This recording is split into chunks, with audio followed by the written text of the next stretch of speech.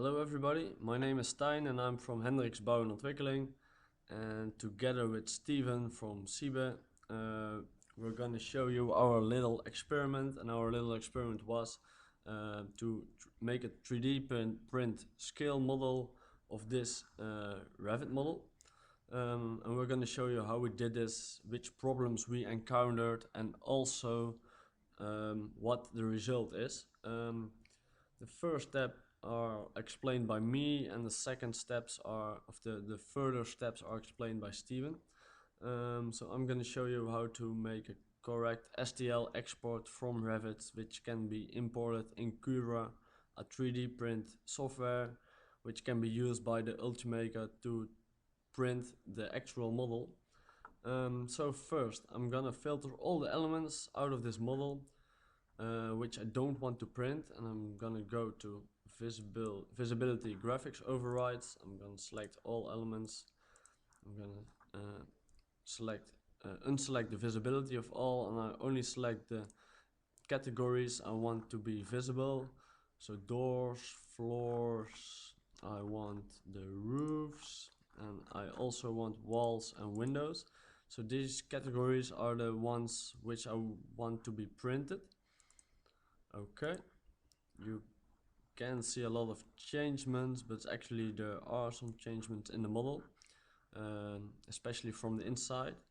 And I want to hide this huge plane which I don't want to print. Then I make an STL export in the binary format. The units is in meters. This is okay. Actually the units doesn't make sense a lot because I can scale the model in Cura, and but so I will let these units go to meters. The categories are all selected. This doesn't matter because the STL exporter only exports what's in the actual view visible. So I already filtered the elements I don't want to print, and now I just have to click on save, and I can save my file as STL Klingelbeek, which is the name of the model experiment. Okay, so now the STL export is done.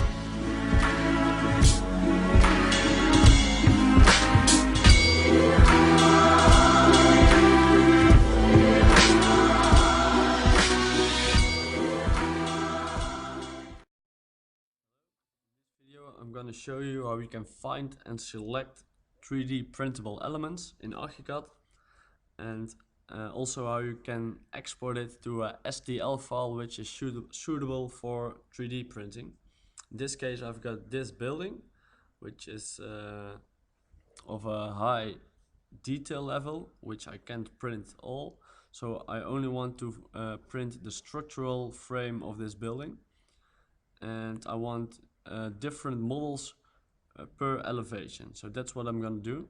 And what I'm gonna do first is make a selection. I'm going to find and select, and I only want to see the wall type, and I want to see the slab type, and I said I also want only the structural element, so I can add the structural function to it.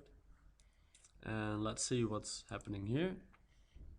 I now made a selection, and with my right click I can say show selection, and as you can see all the structural walls and slabs are filtered. But this is not enough. I also want to show, I want to export all the elevations separate. So what I'm gonna do is add the home story, and let's say I want to print the first floor. Say okay, make the selection, and say show selection. So now I only have the structural element of the first floor, and this is useful for 3D printing. And now I can save my file as a STL. I select it as STL, first floor, save.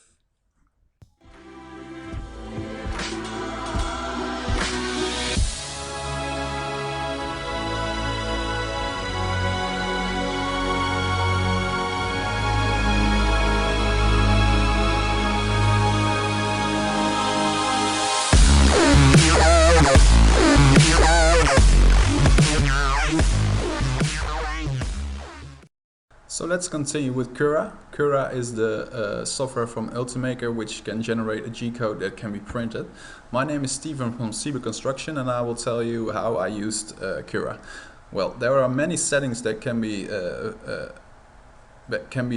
selected differently in order to increase your printing accuracy or your printing speed.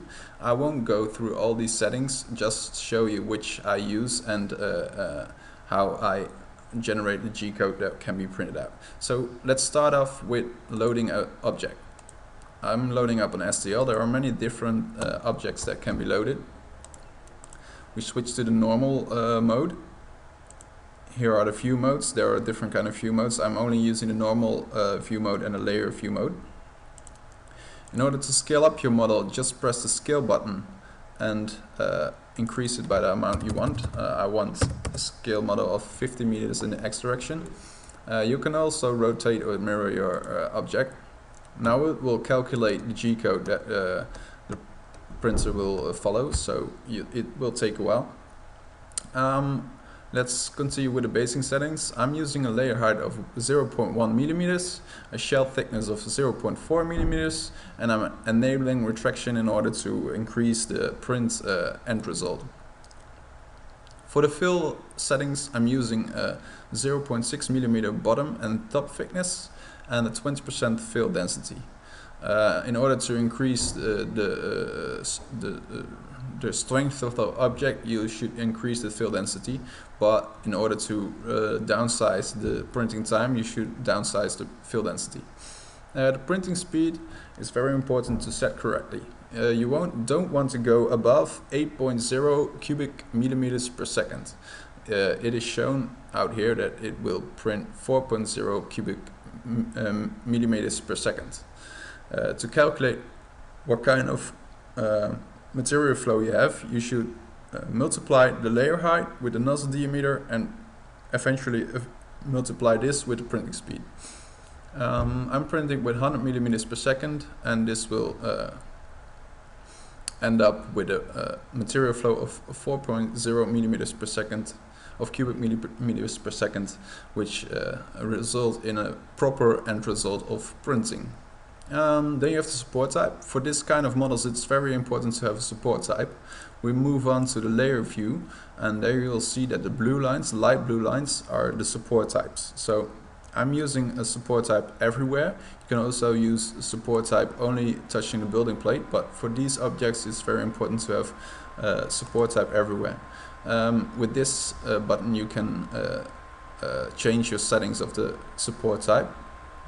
Then we move on to the advanced settings. Well, the nozzle diameter is standard for the Ultimaker 2, which is 0.4 millimeters, and then we move on to the quality. Well, these settings are just well set off if you use the basic settings, so I recommend not to change these. The speed settings the speed settings are important because they will tell you how much it will take to print. So the travel speed should be a little higher than the printing speed of the object, because the travel speed won't print out any material. So if it's going faster, it will influence your printing time, which can be lower. The bottom layer speed is important because you want to adhese your material to the building platform. So when you're using 20 millimeters per second, yeah, you will get a better stitching to the building platform. Then you have the expert settings. Well, to open the expert settings, you go to this menu and open expert settings. There are a lot of settings that are not to be included in this tutorial, but I recommend to go through these expert settings and use them and experiment with these settings, because they can influence your end result drastically. So I recommend to use these. So then we end up with this model. I recommend to go through all the layers to see if any problems occur that can be influenced before printing. So, well, I don't see any problems at the time. You can see that these blue lines are the support types, the support structure. The yellow lines are the fill-up lines, and the red lines are the printing lines. And then you have the dark blue lines, which are the lines the printer will take just to move from one point to another without printing any material. When you are done, you press the Save Toolpath and it will save onto your SD card. This SD card can be inserted into your Ultimaker and you're ready to go.